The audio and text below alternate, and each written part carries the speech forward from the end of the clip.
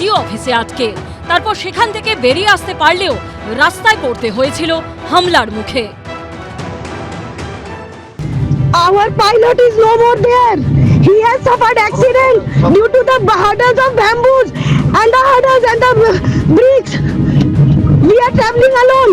বুধবার মালদার মোথাবাড়িতে এরকমই ভয়াবহ অভিজ্ঞতার মুখোমুখি হতে হয়েছিল 4 জন মহিলা সহ 8 জন জুডিশিয়াল অফিসারকে।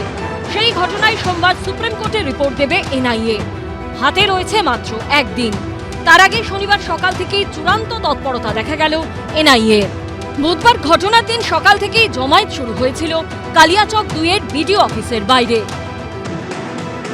আমরা দোকান করছিলাম, এখানে দোকান করতে করতে মহিলাগুলো আসলো, আসার পরে মানে ওখানে বসলো। এর তখন কেমন ছিল? না ভালো ছিল, ওখানে গোটা বন্ধ করে দিল। ওই 150 মতো। শুধু মহিলা না, মহিলা বেড়া ছেলে ছিল মানে মহিলাগুলো প্রথমে আসলো। এরপর থেকে যত সময় এগিয়েছে পরিস্থিতি ততই হাতের বাইরে চলে যায় বলে অভিযোগ। রাত 11টা পর্যন্ত সেখানেই আটকে থাকতে হয় জুডিশিয়াল অফিসারদের।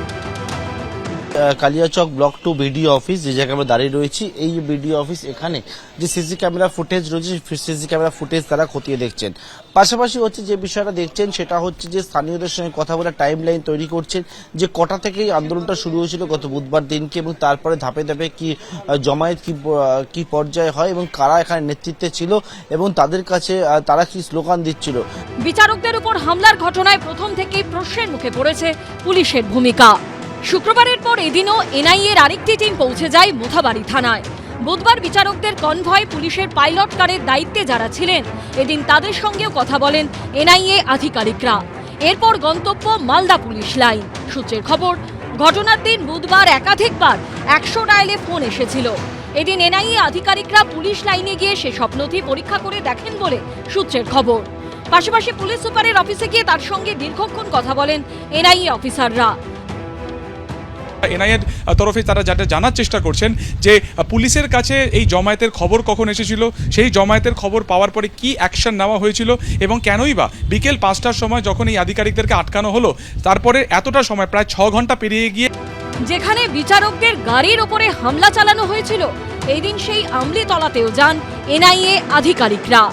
বুধবার দিন রাত্রিবেলা যখন যারা যে সকল অফিসাররা, জুডিশিয়াল অফিসাররা, তারা হচ্ছে তাদেরকে রেস্কিউ করা হয়েছিল, রেস্কিউ করে যখন এই পথ দিয়ে নিয়ে যাওয়া হচ্ছিল, তখন কিন্তু এই পথে 2 কিলোমিটার দূরে বাঁশ দিয়ে তাদের রাস্তা আটকানো হয় এবং তাদের জুডিশিয়াল অফিসারদের উপরে হামলা চালানো হয় হচ্ছে কোথায় না এই জায়গায়। এখানে এত দূরে সেখানেও কিন্তু কিভাবে গোটা বিষয়টা অর্গানাইজ হলো, কিভাবে কিন্তু তাদের যারা জুডিশিয়াল অফিসার তাদের উপরে, বিচারকদের উপরে হামলা করার জন্য একেবারে আগে থেকে প্রস্তুতি নেওয়া হয়েছিল, এই সকল বিষয়গুলো কিন্তু এনআইএ স্ক্যানারের মধ্যে রয়েছে। ইতিমধ্যে এখানেও এসে স্থানীয়দের সঙ্গে কথা বলেছেন এনআইএর আধিকারিকরা।